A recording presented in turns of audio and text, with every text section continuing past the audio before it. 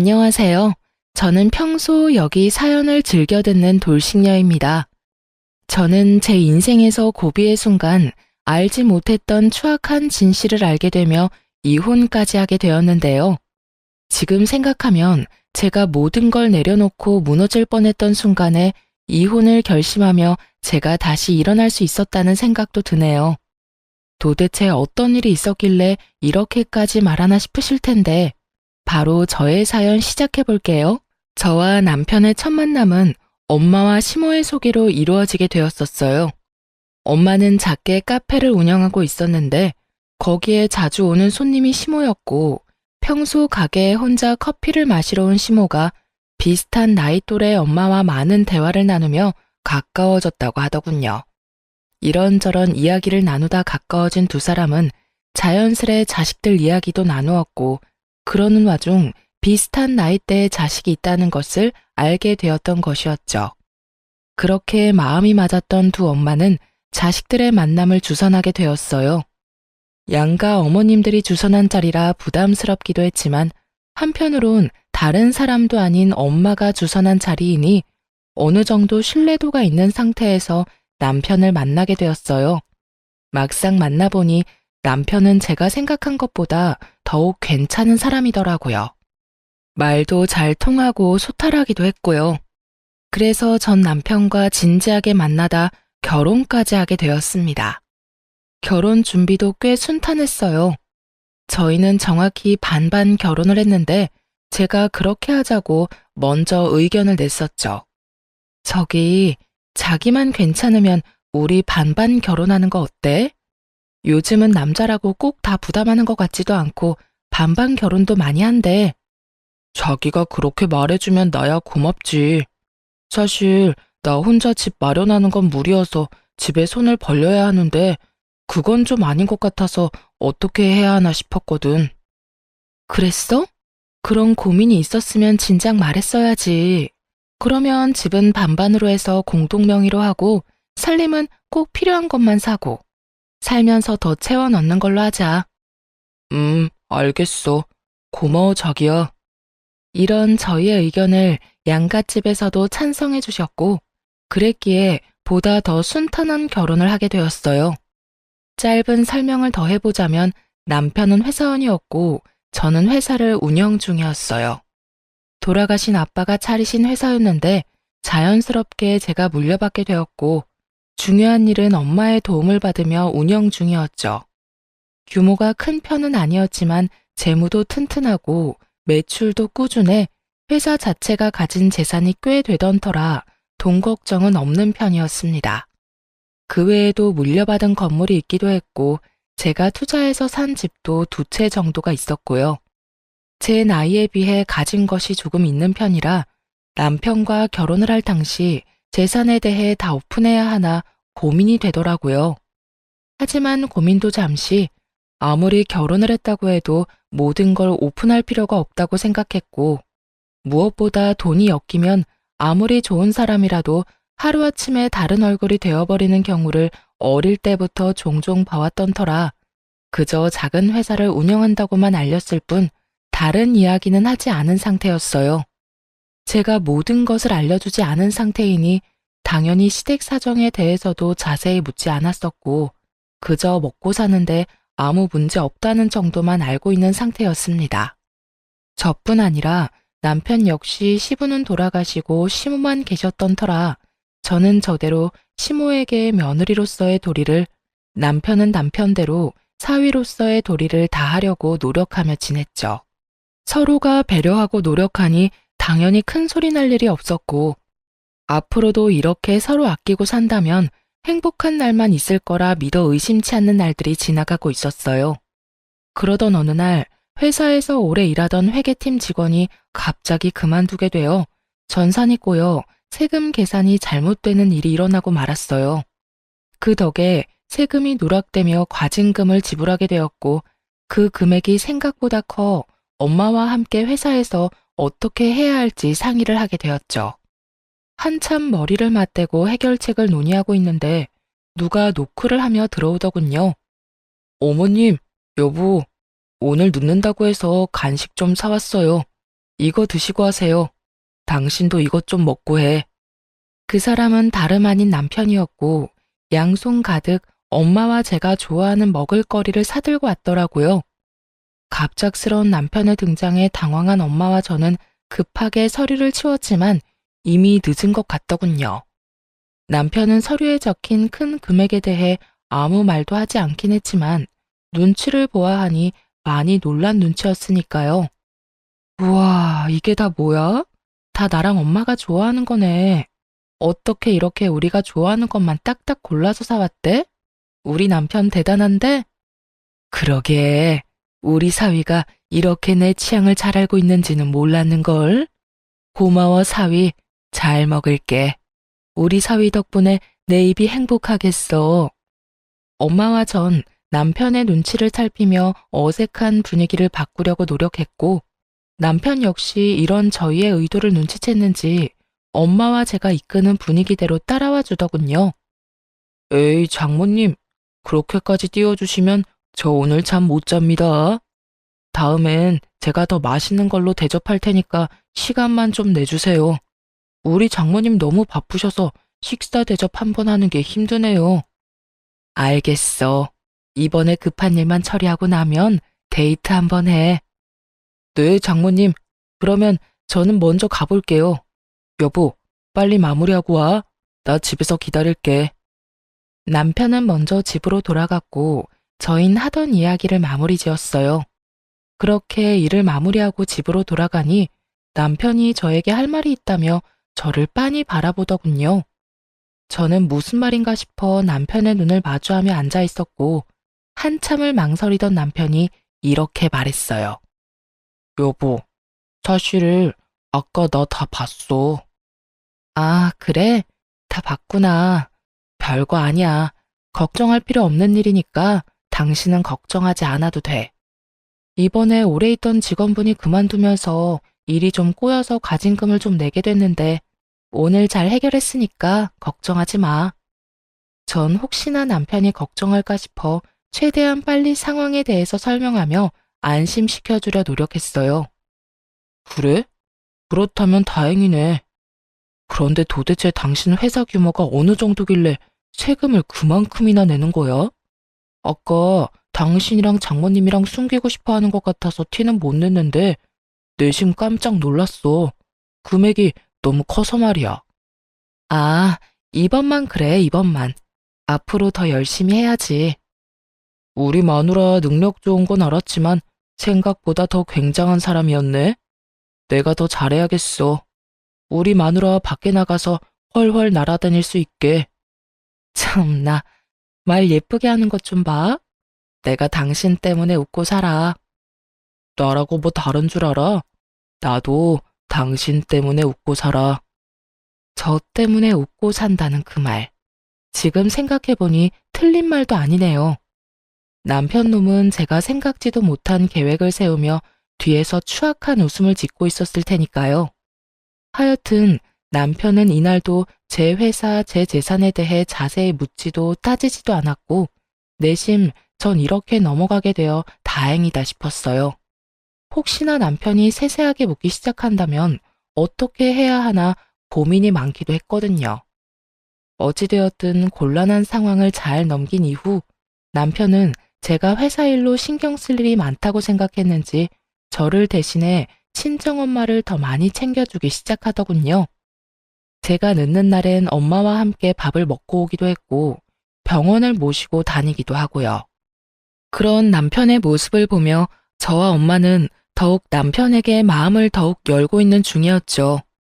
그렇게 몇 달이 지나 회사는 다시 안정권에 들어 운영되고 있었고 마침 시모의 생일이라 시모가 가고 싶다던 식당에서 식사를 대접하고 있었어요.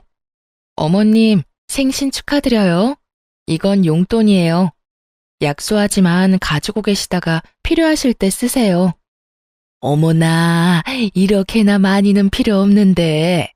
일단 주는 거니까 고맙게 받으마. 다음 생일부턴 이런 거 필요 없으니까 그냥 빈손으로 오렴. 난 이렇게 너희랑 같이 밥만 먹어도 너무 좋아.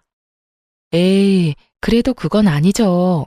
저랑 이 사람이랑 부지런히 벌어서 내년엔 더 많이 드릴 테니 어머님은 건강하시기만 해주세요. 그래, 그래. 알겠어, 우리 며느리. 말도 어쩌면 이렇게 예쁘게 하는지. 요즘 내가 우리 며느리 생각하면 밥을 안 먹어도 배가 다 부르다니까. 주고받는 덕담에 식사 자리 내내 웃음이 끊기지 않았어요. 그렇게 좋은 분위기 속에서 밥을 먹고 있는데 엄마에게서 전화가 오더군요. 시모의 생일이라 시모와 시간을 보내고 있다는 것을 엄마도 알고 있을 텐데 그럼에도 불구하고 전화가 오니 심장이 덜컹하며 불안해지더라고요. 그래서 전 시모에게 양해를 구하고 전화를 받았고 수화기 너머에서 들려오는 것은 익숙한 엄마의 목소리가 아닌 낯선 남자의 다급한 목소리였어요. 이 휴대전화 주인 따님분 맞으신가요? 네, 맞는데 누구시죠? 지금 어머님께서 사고가 크게 나 병원으로 이송 중이세요. 지금 의식이 너무 약해서 빨리 병원으로 와주셔야 할 것 같아요. 저희가 지금 땡땡 병원으로 이송 중이니 그리로 오시면 될 것 같습니다. 전화를 받자마자 저와 남편 그리고 시모까지 병원으로 급하게 갔지만 이미 엄마는 세상을 떠난 뒤였습니다. 처음엔 눈물도 나지 않더군요. 그 모든 상황이 꿈만 같았어요. 이런 저를 대신하듯 남편이 대성통곡을 하며 울기 시작했고 시모는 자리에 주저앉아 눈물만 뚝뚝 흘려대더군요. 그때야 이 모든 것이 현실임을 깨달았던 것 같아요. 그때야 제 눈에서 눈물이 흘러나왔으니까요. 그렇게 한참을 차갑게 식어버린 엄마의 손을 붙잡고 펑펑 울었던 것 같아요. 제 세상은 순식간에 무너져 버렸지만 무너진 세상에서도 해결해야 할 일들은 산더미처럼 많더군요. 엄마의 사고 처리부터 시작해서 장례식장까지 무언가를 해야 할 건 많은데 몸은 움직이지 않았고 이때 남편과 시모가 참 많이 도움이 되었어요. 정신이 반쯤 나가버린 저를 대신해 사고를 낸 상대방과 사건 처리도 해주었고 장례식장도 알아서 다 처리해주고요. 이럴 때 남편이 있어 참 다행이다라는 생각이 들었고 진심으로 고맙더라고요. 여보, 고마워. 고생 많았지? 고생은 무슨. 마리아 장모님이라 불렀지. 나한텐 그냥 우리 엄마나 진배 없었어. 당신은 좀 괜찮아? 아니다. 괜찮을 리가 없는데 내가 물으나 마나 한 걸 물었네. 당신 많이 힘든 거 아는데 당신 곁에 내가 있다는 사실만 잊지 말아줬으면 좋겠어. 당신 보면 가족 다 이런 사람처럼 넋놓고 앉아있는데 당신한텐 나도 있잖아. 나도 당신 가족이니까 잊지 말라고. 고마워. 정말 고마워.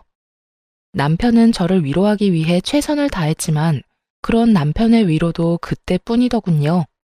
알겠다 하고 돌아서면 다시금 무너져 내리는 마음에 저는 쉽사리 충격에서 벗어나지 못하고 있었죠. 회사 일은커녕 일상생활도 제대로 되지 않을 만큼 혼자 생각에 잠기는 시간이 길어졌습니다. 아무리 나쁜 생각을 하지 않으려고 해도 머릿속에 나쁜 생각들만 가득 차게 되고 좋은 곳으로 엄마도 갔을 거라고 아무리 생각해봐도 다시금 찾아오는 우울함 앞에 무너져 내렸어요. 그렇게 정신을 못 차리고 혼이 나간 사람처럼 지내던 어느 날, 회사에 급한 일이 생겼다며 연락이 왔더라고요. 요즘 정신적으로 힘들다는 걸 알고 있는 직원들이라 웬만한 일론 연락을 하지 않는데도 급하다고 연락이 왔었죠. 저는 가까스로 정신을 차리고 회사로 향했고 그곳엔 의외의 인물이 저를 기다리고 있더군요. 여보? 당신이 왜 내 자리에 앉아 있어? 네, 그건 바로 남편이었어요.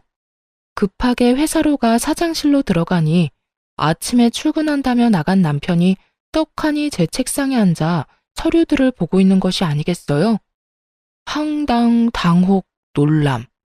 많은 감정들이 머릿속을 스쳐갔고 그 모든 감정들을 담은 표정과 목소리로 남편에게 물었죠. 그런 저의 갑작스러운 등장과 물음에 남편은 많이 당황한 듯 이렇게 답하더군요. 아니 그게 당신이 요새 너무 힘들어하기도 하고 상심도 커서 아무것도 못하는 것 같길래 당신 회사 걱정이 돼서 내가 대신 나와서 일 좀 보고 있었어. 이게 다 무슨 소리인가 싶더군요. 회사 일이 다 같은 것도 아니고 본인이 대신 처리할 수 있는 일이 뭐가 있다고 떡하니 제 자리를 차지하고 앉아 있는 것인지 도무지 이해가 되지 않았어요. 아니, 본인이 처리할 수 있는 일이 있다고 한들 나랑 상의도 없이 무례하게 회사 일을 보고 있다니 저는 조금 날이 선 목소리로 남편에게 말했어요. 당신, 우리 회사에 대해서 아는 건 있어? 어떤 제품이 주력인지, 이번 분기 땐 어떤 제품을 생산 라인에 올릴 것인지, 각 거래처별로 어떤 방법으로 접근해야 좀 더 효과적으로 거래가 성사되는지 단 하나라도 아는 게 있냔 말이야. 회사 운영에 있어서 가장 간단한 것도 모르는 사람이 뭘 하겠다고 여기에서 이러고 있어? 당신이 이러고 있으면 직원들이 불편할 거란 생각은 안 해봤어? 넌 그저 혹시나 도움될 만한 게 있을까 해서 그랬지. 당신도 나올 상황이 못 되고 하니까 사장 남편이 내가 자리라도 지키고 있으면 뭐가 도움이 돼도 되겠다 싶어서 말이야. 여보 생각은 잘 알겠어. 고맙기도 하고. 그런데 앞으로 이러지 마. 여기 계시는 직원분들, 내가 없다고 해서 일 막 하시는 분들도 아니고 내가 없으면 더 열심히 힘내서 하는 분들이니까. 미안해. 내가 생각이 짧았어. 됐으니까 일단 가줄래? 집에 가서 다시 이야기하자. 급하게 처리해야 할 일 있다고 해서 나온 거라 얼른 처리해줘야 해. 저의 불호령에 남편은 허겁지겁 자리를 떠났고 전 남편이 돌아가자마자 저의 일을 대신해서 처리해주던 이사님을 불러 도대체 언제부터 남편이 회사로 출근했냐고 물어보았죠. 저의 물음에 이사님은 기다렸다는 듯이 그간 남편의 행적에 읊어주기 시작했어요. 일주일 됐어요. 정확히 일주일 전부터 사장실로 출근하기 시작하더니 회사 규모부터 시작해 매출까지 하나하나 다 묻고 체크하기 시작하더군요. 아무래도 이상해서 정확히 알려주진 않았는데 사장님 책상 위에 올려진 결제 서류를 봤다고 하면 대충 계산은 썼을 거예요. 진작 연락 좀 주시지 그러셨어요. 그게 사장님이 워낙 힘들어 하시는 것도 그렇고 그래도 남편분이니까요. 더 지켜보려고 했죠. 그런데 그제부턴 아예 자기가 회사를 운영할 것처럼 말하고 다니길래 이건 아니다 싶어서 급하게 사장님께 연락드린 거예요. 그럼 급하게 처리해야 한다는 일이 이거였나요? 네. 아무리 사장님이 힘드신 상황이어도 일을 시켜본 적도 없는 남편한테 회사를 맡길 사람은 아니라고 믿었으니까요. 이사님의 이야기를 듣고 있자니 정말 기가 막히고 코가 막히더군요. 제 앞에선 회사에 대해선 아무것도 관심이 없는 척하던 남편이 뒤론 이런 짓을 하고 있을 거란 생각도 하지 못했던 터라 충격이 크기도 했고요. 동시에 정신이 번쩍하고 들기도 했어요. 제가 알던 남편의 모습이 다가 아닐 수도 있다는 생각이 들어서였죠.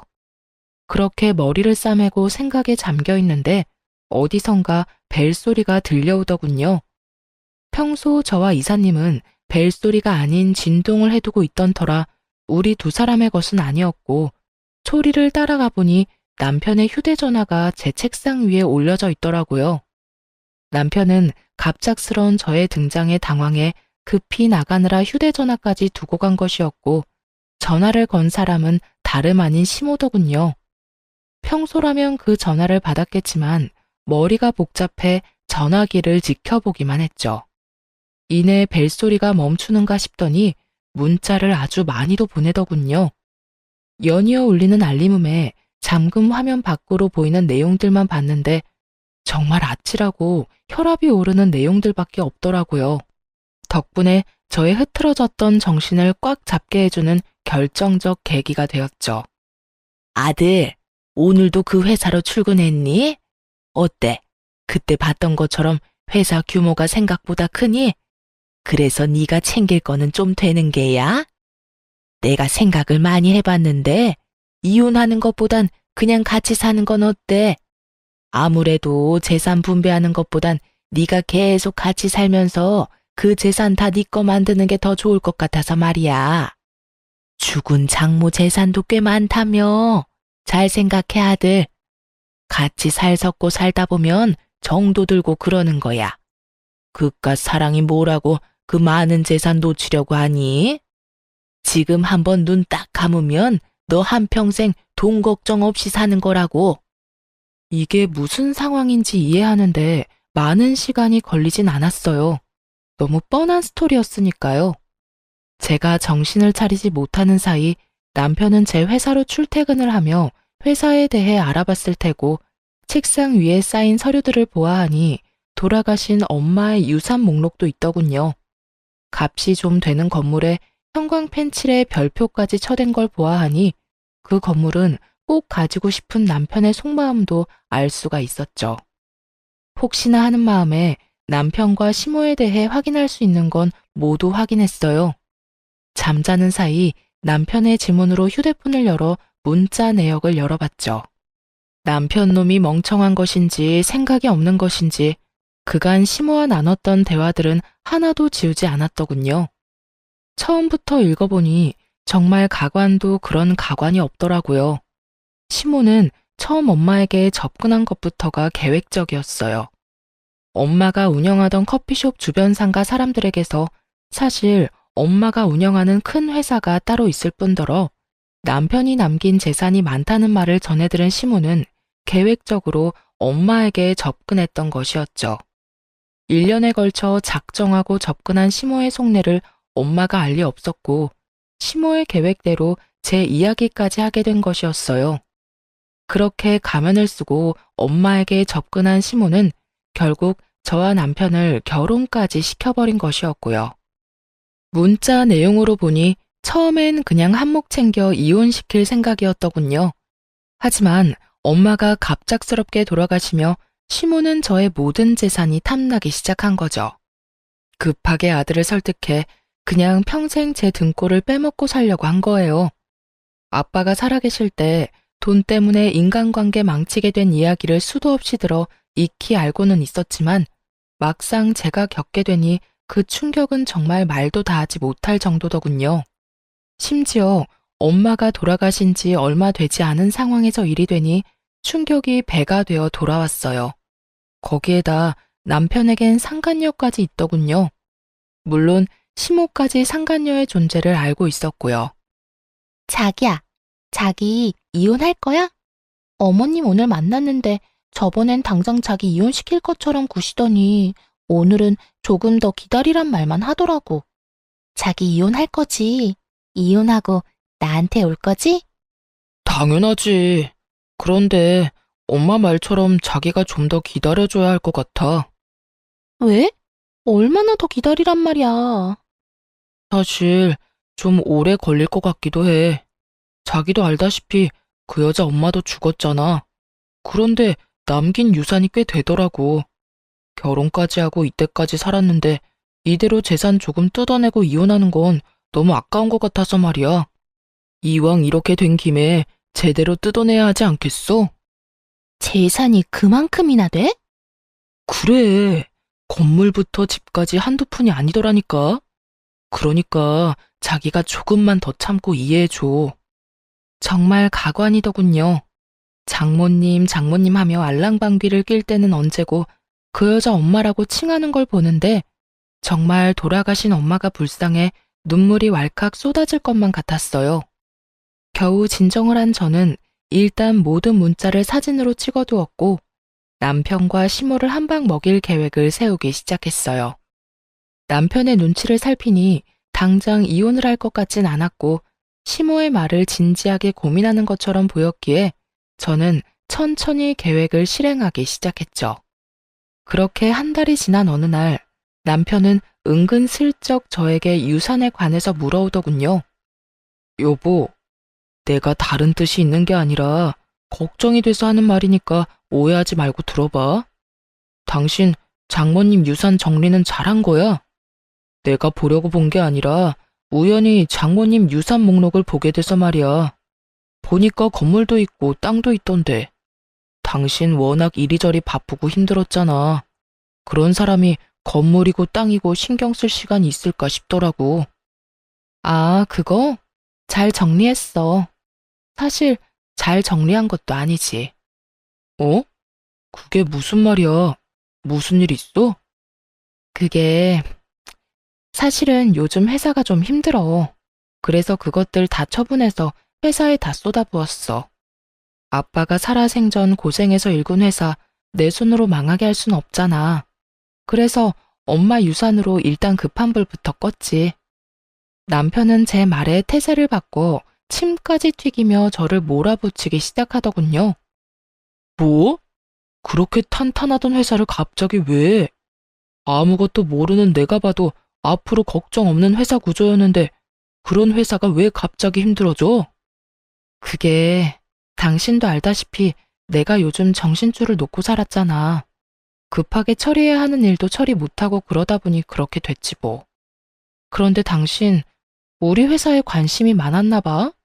언제 그런 것까지 다 살펴봤대? 그거야. 당신 말대로 장인 어른이 일군 회사니까 나도 당연히 신경이 쓰여서 그랬지. 그래서 회사는 괜찮은 거야? 이제 아무 문제 없는 거야? 그게 아무래도 힘들 것 같긴 해. 일단 급한 불만 껐다는 거지 완전히 안정됐다는 말은 아니야. 아무래도 내 생각엔 힘들 것 같긴 해. 마지막 발악하는 거지 뭐. 저의 말에 남편은 생각이 많아진 듯 아무 말도 없더군요. 그랬겠죠. 어떻게 해서든 더 뜯어내려고 그렇게 머리를 굴려대던 놈인데 갑자기 회사가 망하게 생겼다니 골머리 아프지 않겠어요? 거기에다 그렇게 눈독을 들이던 땅이고 건물이고 다 팔아 망해가는 회사에 다 쏟아 넣었다니 남편 놈 입장에선 미치고 팔짝 뛸 노릇이었겠죠. 하지만 남편은 더는 저에게 무어라 말을 하지 않았고 저는 정확히 일주일 뒤 결국 회사를 정리하게 된 사실을 알리게 되었죠. 여보, 나 오늘 회사 정리했어. 힘써봤는데 아무래도 무리였나 봐. 제 말에 남편은 그야말로 노발대발 화를 내며 되레 저에게 따져 묻기 시작했어요. 뭐? 그게 정말이야? 당신 제정신이야? 결국 이렇게 문 닫을 거였으면 장모님 유산은 때려붙지 말았어야지. 돈은 돈대로 날리고 회사는 회사대로 망하고 그게 무슨 멍청한 짓이야? 나라고 뭐 마음 편한 줄 알아? 나라고 회사 문까지 닫게 될 줄 알았겠냐고. 아, 그래서 정말 남은 재산이 하나도 없는 거야? 그 많던 돈이 하나도 없다, 이 말이냐고. 그게 뭐 나도 잘 모르겠어. 저는 우물쭈물 대답을 회피했고 남편은 마지막 발악을 마치고 집을 나가버리더군요. 됐다 됐어. 당신 표정 보니까 대충 알겠어. 그러게 나라도 나가서 돕는다고 할 때 가만히나 있지 이게 다 뭐야? 아우 짜증나. 그게 다 얼만데. 당신 얼굴 보고 있으려니 짜증나서 안 되겠어. 난 나갈 테니까 잠을 자든 울고 있든 알아서 해. 그렇게 나간 남편은 집으로 돌아오지 않았고 그 덕분에 편안한 마음으로 꼼꼼히 이혼을 준비하게 되었습니다. 생각보다 제가 가진 증거들은 많았고 변호사분과 만나 상담을 하며 진행하니 더 빨리 정리가 되더라고요. 대충 정리도 됐겠다. 언제 이혼 통보를 하나 고민하고 있는데 마침 시모에게서 연락이 오더군요. 예, 지금 당장 집으로 좀 건너오거라. 왜요? 무슨 일인데요? 어른이 오라고 하면 네 하고 올 것이지 왜요는 무슨 왜요야? 잔말 말고 얼른 와. 사람이 변해도 어쩌면 이렇게까지 변할 수 있는지 온몸에 소름이 끼치며 무섭다는 생각마저 들더군요. 그러면서 오늘이 디데이구나 하는 생각에 신나기도 했고요. 그렇게 들뜬 발걸음으로 시댁에 도착하니 그곳엔 시모와 남편 그리고 상간녀까지 저를 기다리고 있더군요. 남편의 휴대전화를 봤을 때 상간녀의 존재를 알았던 터라 놀랍지도 않았어요. 하지만 엄연히 아직까진 내가 며느리이자 부인인데 당당히 상간녀까지 시모 옆에 앉힌 꼴을 보는데 어이가 없다 못해 웃음이 다 나더라고요. 그런 제 마음을 아는지 모르는지 시모는 제가 엉덩이를 땅에 붙이고 앉기도 전에 본론을 꺼내더군요. 예, 너 그만 우리 아들이랑 헤어져 줘야겠다. 이혼하라니 말이야. 들어보니 너 쫄딱 망했다고 하던데 망한 너랑 계속 살아봤자 뭐 하겠니? 평생 같이 고생밖에 더 하겠니? 제대로 앉지도 않았는데 이혼 말을 들으니 아무리 예상했었어도 화가 치밀어 오르더라고요. 그래서 저 역시 적대적인 감정을 숨기지 않고 되물었죠. 그러니까 지금 제가 망했으니까 이혼하란 이 말이죠? 망했으니 함께 힘을 합쳐 잘 살아보라는 게 아니라 같이 잘 살긴 뭘 잘 살아? 누구 고생시키려고? 말이야 바른 말이라고. 사돈 죽고 네가 제정신으로 살긴 했니? 매일 집구석에서 처박혀서 울기나 울고. 남편 밥이나 제대로 챙겨줘 봤니? 남편한테 따뜻한 말 한마디라도 해봤니? 내가 너 마음에 안 드는 게 한둘이 아니었다. 그나마 깔고 앉은 재산이 많아 어떻게 해서든 이혼만은 안 시키고 살리려고 했더니 그깟 부모 죽은 게 뭐라고 정신 빼놓고 살다가 그 많은 재산도 말아먹고 이런 꼴 보기 싫어서 네 엄마가 그렇게 돌아가신 게야. 너 회사 말아먹는 꼴 보기 싫어서. 이게 무슨 미친 소리인가 싶더군요. 그렇지 않아도 내가 이 미친 시모 생일 챙기느라 우리 엄마 혼자 외롭게 세상을 등졌을 생각만 하면 아직까지 눈물이 앞을 가리는데 우리 집 재산이나 노린 주제에 감히 엄마를 입에 올리니 화가 치밀어 참을 수가 없더군요. 말이 좀 심하네요. 아무리 상황이 이렇다고 한들 돌아가신 저희 엄마 이야기를 그딴 식으로 하는 건 아니죠. 이거 봐라. 사사건건 말대꾸 하는 것도 모자라 감히 시어미를 그런 식으로 노려보는 거. 네가 그딴 식으로 구니 내가 널 예뻐할 수나 있겠니? 돈 줄 땐 예뻐 죽겠다고 이런 복덩이가 없다고 하더니 망했다는 말 들으니까 제가 미워 죽겠나 봐요? 왜? 눈의 가시 같진 않으시나요? 왜 아니겠니?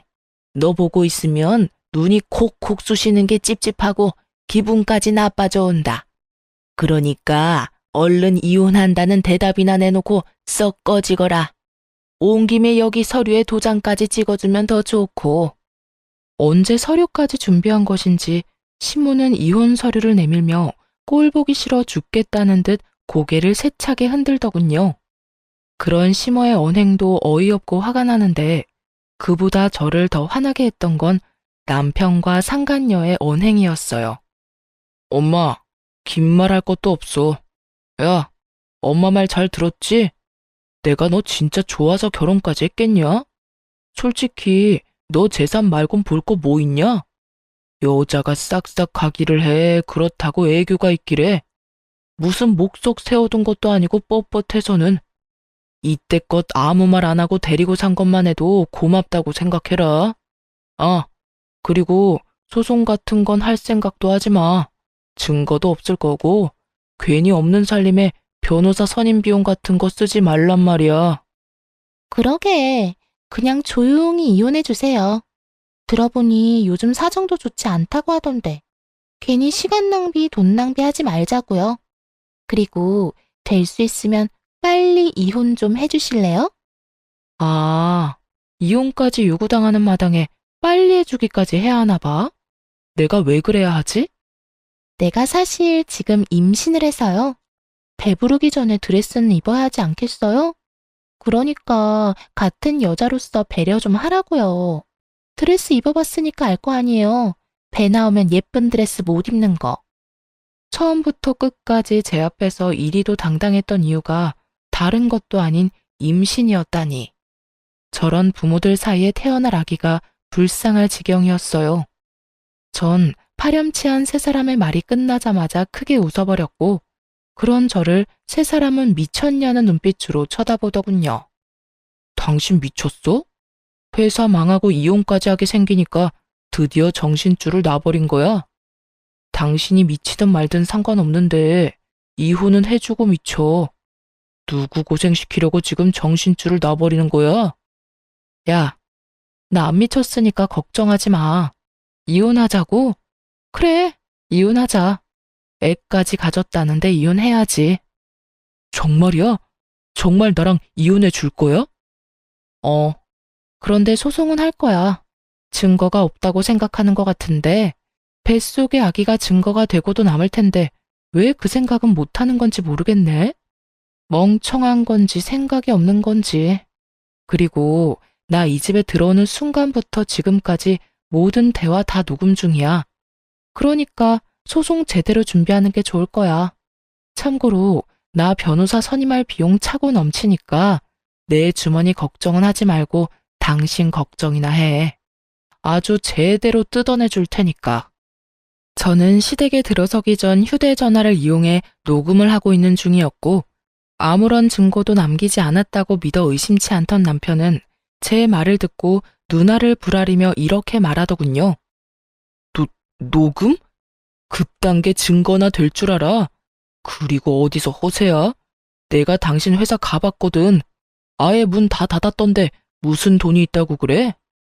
야, 회사까지 찾아가 볼 정성이면 좀 제대로나 알아보지 그랬어.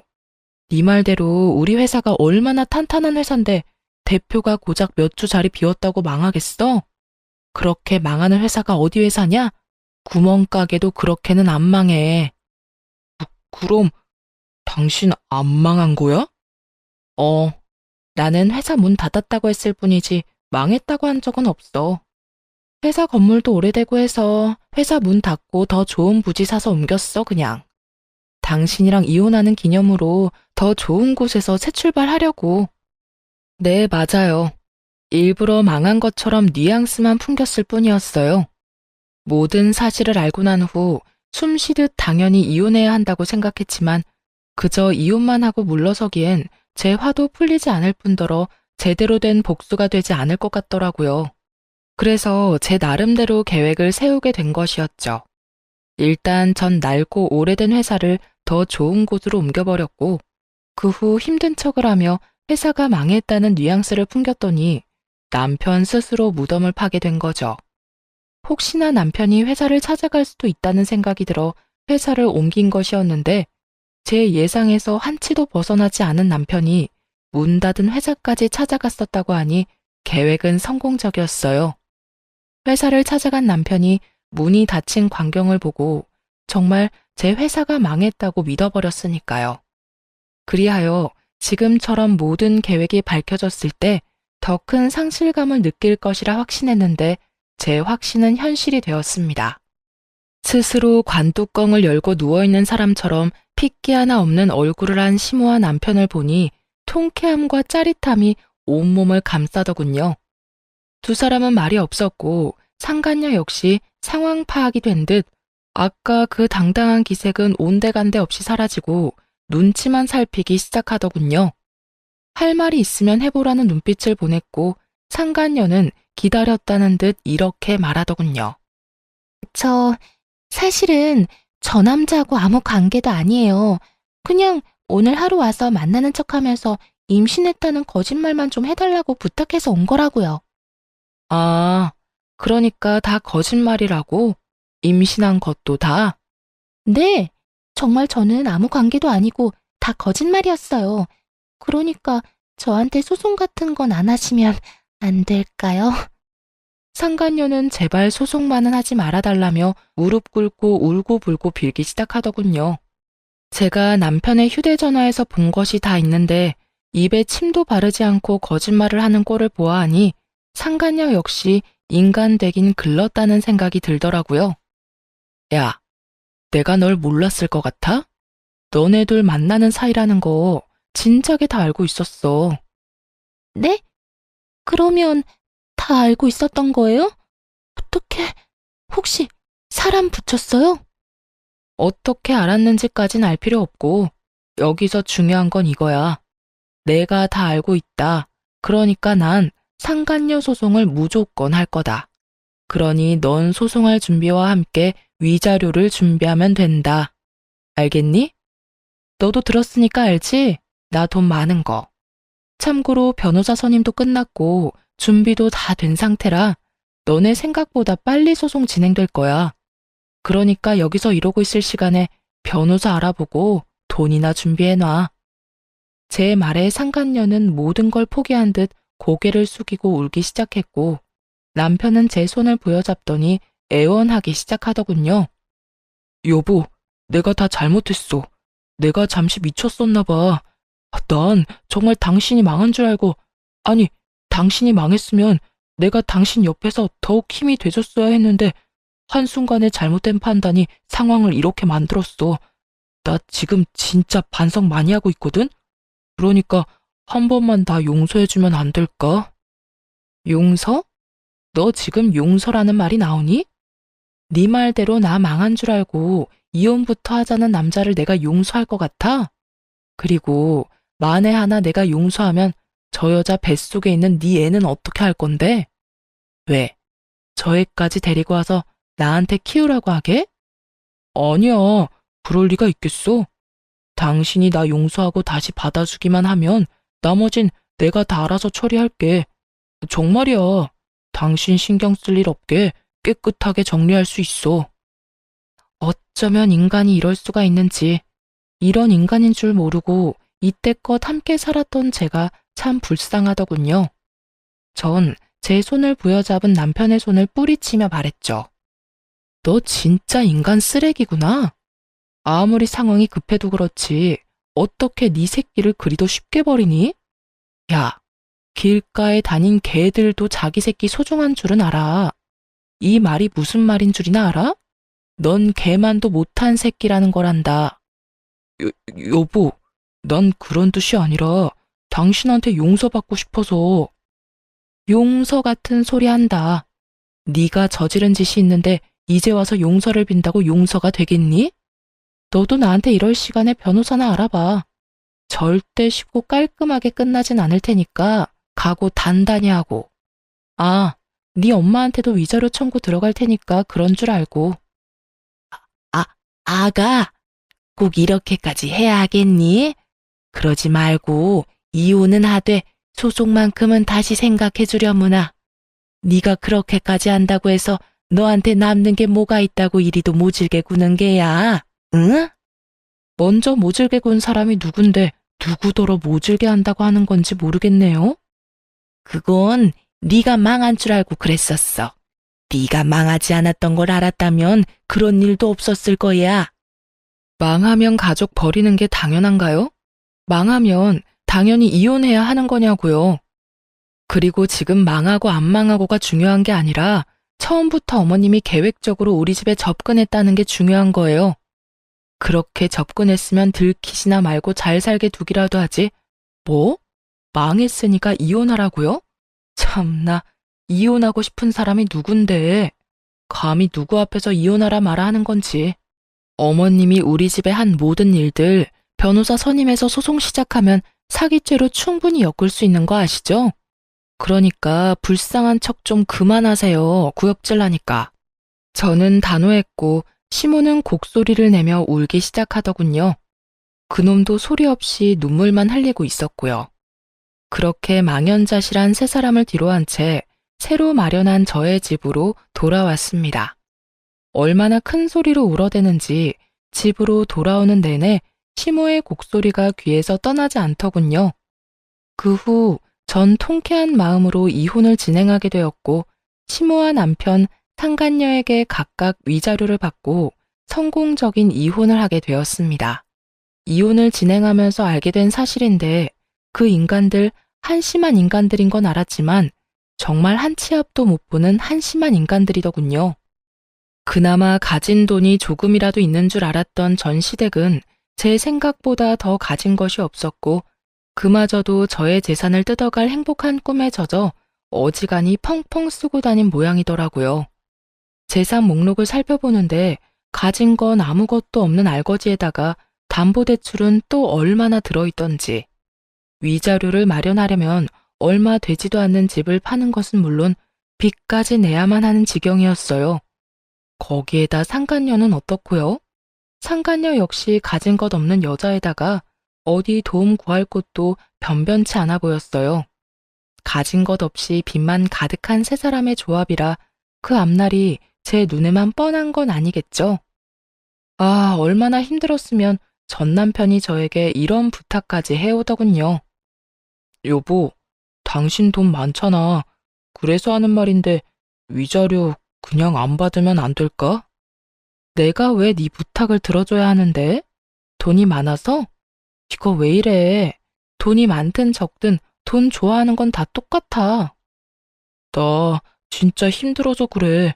엄마도 가진 돈도 없고 그 여자도 마찬가지고. 사실상 내가 세 사람 위자료를 다 감당해야 하는데 당신도 잘 알잖아. 나 그 정도 능력은 안 되는 거. 그러니까 많이 가진 당신이 못 가진 사람 배려한다고 생각하고 부탁 좀 들어줘. 응? 배려 같은 소리 한다. 배려도 받을 자격이 있는 사람에게나 주어지는 거야. 알겠니?